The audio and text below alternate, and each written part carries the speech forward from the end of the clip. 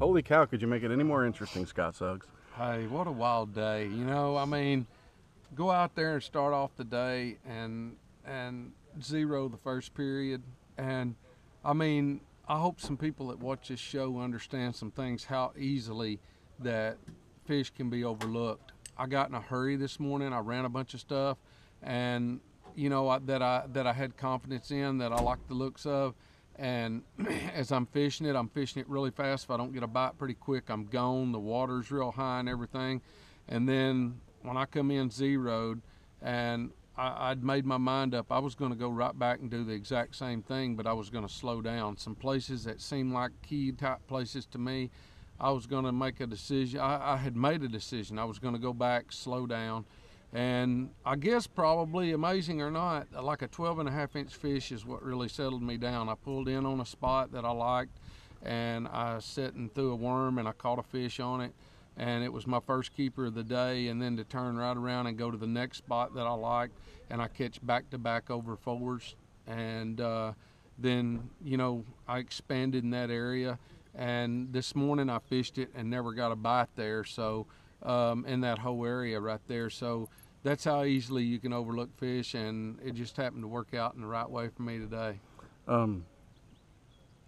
You struggled a little bit, not just with the morning, but you struggled a little bit to keep them pinned there for a little bit. What do you think the difference was between the fish that you were actually able to boat and the fish that you were able to miss? Because you could have lost it then. I could have lost it. I lost a fish that was well over 5 pounds probably. She was at least 5, and I lost her right beside the boat. But what had happened is I'd made a long cast at a willow bush with a jig, and I'm going towards those bushes. I'm fixing to go flip this line of bushes, so I'm going towards it at the same time that I feel the fish bite, and I set the hook.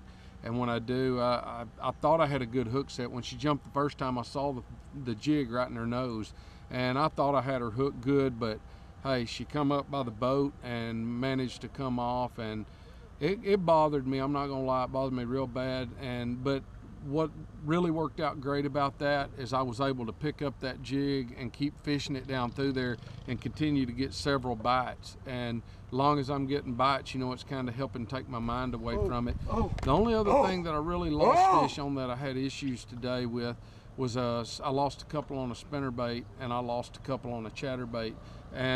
But where I was throwing it, the window of opportunity for the bite was real short and real quick. And of the fish that I lost, I only lost one decent fish out of all those. I mean, which any fish is decent, but you know, they weren't big fish, so I just don't think the fish were getting it real good. And I had even downsized to a smaller spinnerbait, trying to just catch as many fish as I could possibly catch. And they just, like I say, there was gaps and holes in those willow bushes, and I was having to shoot that spinnerbait in there, and the fish only had like a 2 or 3 second opportunity to get the bait, and it was real fast and quick, and I was probably in too big of a hurry with it too. I was trying to cover water, but you know, I did have a little bit of an issue of fish buttoning, you know, coming unbuttoned, but that's part of flipping bushes. Okay.